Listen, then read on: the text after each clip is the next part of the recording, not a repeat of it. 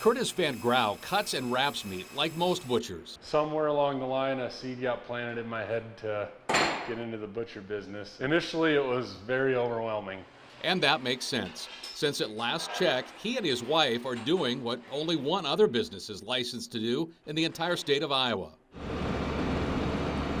How Curtis gets fresh cut meat back to a cooler is what sets his business apart. You know, you talk to a lot of these older farmers and yeah, they tell me stories about when they used to have a butcher come to their farm growing up. It's kind of fun to hear stories and help people relive these childhood memories. Call it a return to yesteryear, and this mobile butcher business couldn't have come at a better time. There's a large demand for something like this even before then, and then it just got escalated when all the pandemic stuff came around. I get a lot of phone calls.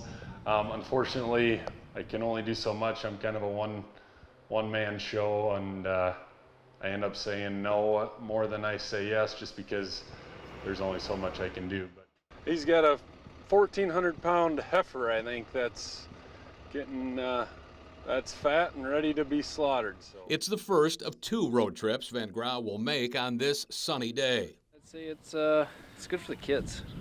You know, our kids were just getting started with doing chores and little this and that, but for them to see that, hey, you know, these animals, not whether it's on our plate or somebody else's, but these animals are for meat, for food. They're not just pets. You're not just doing this every day for nothing. It is going to feed somebody.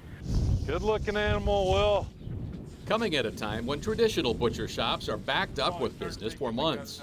You know, at the earliest, a year in, a year out. You are killing something, you are taking a life, and there's blood and guts, but yeah, this is what it takes to get food on the table. Yeah, these animals are a gift to us, and it's our job to be good stewards for as far as, you know, the farmers to the butchers to how we do everything. So, you know, it took me a while to get into butcher shape. You know, you kind of use muscles that I hadn't before. His knives constantly sharpened. Cleanliness is critical.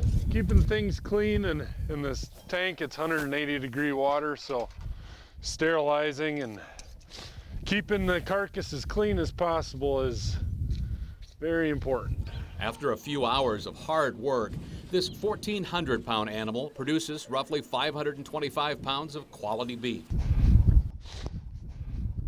You know, the heavy lifting is done.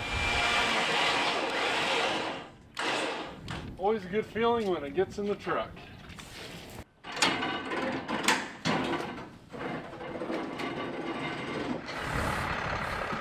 Another job complete.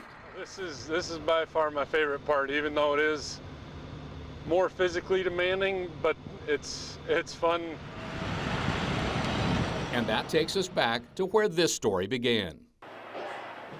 Some people that don't know how it gets from the farm to the grocery store, and my wife and I are kind of trying to do some of the social media education side of it too, and growing up on the farm and studying agriculture at Dort, it's just a big part of who I am.